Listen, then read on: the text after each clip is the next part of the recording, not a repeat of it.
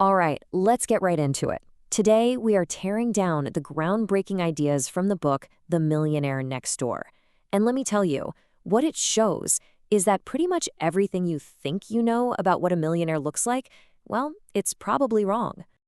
No, really. Just for a second, close your eyes and picture it. When I say the word millionaire, what's the first image that pops into your head? Is it maybe something like this? I'm guessing you probably pictured the flashy sports car, the super expensive watch, maybe a giant house in some gated community, right? I mean, these are the symbols of wealth that we see everywhere.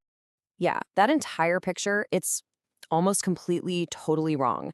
The research found that the people who actually have the money look nothing like that. And here's where it gets really interesting.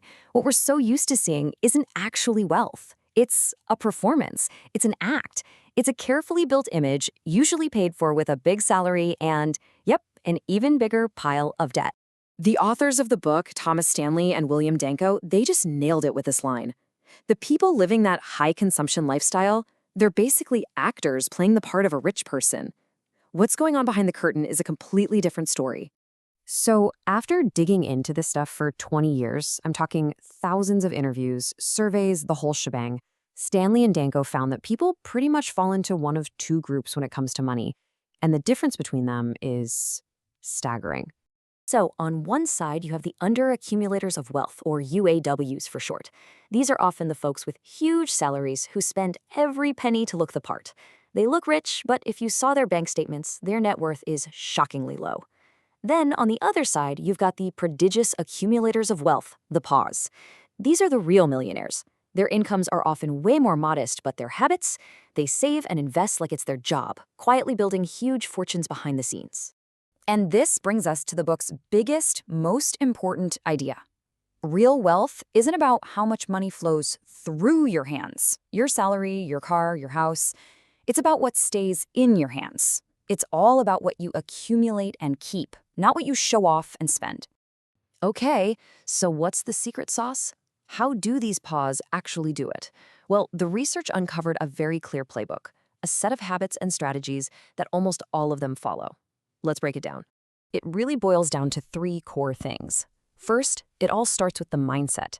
They care way more about being financially free than about looking important. Second, the strategy is simple but powerful. Always, always live well below what you make. And third, they execute. They are masters at pointing their resources, their time, their energy, and their money directly at the goal of building wealth. And this isn't just some abstract theory. This is what living below your means actually looks like.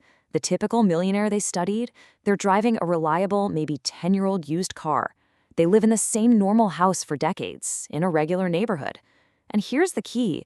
They genuinely do not care about keeping up with the Joneses. They see every single dollar they don't spend on some luxury thing as a little soldier they can send out to make more money for them through investing.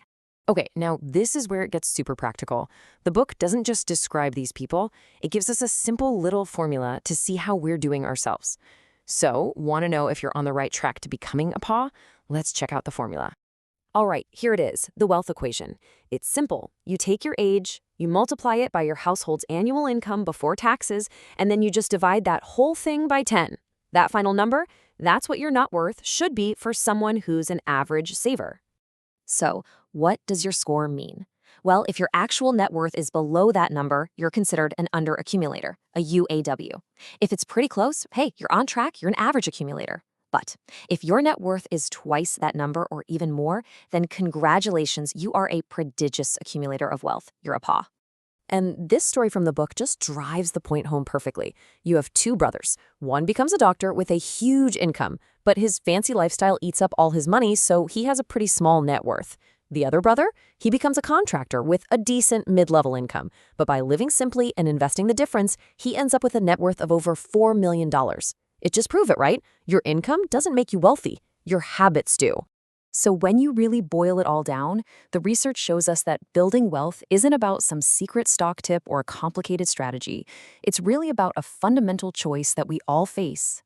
This quote right here, this is the whole game. This is the one psychological trait that separates the truly wealthy from everybody else. They made a decision deep down that having freedom and control is way more valuable than impressing people they don't even know with stuff they don't even need. And that's the real takeaway here. The decision isn't about being a miser versus enjoying your life, not at all. It's a very clear, conscious choice between two different goals.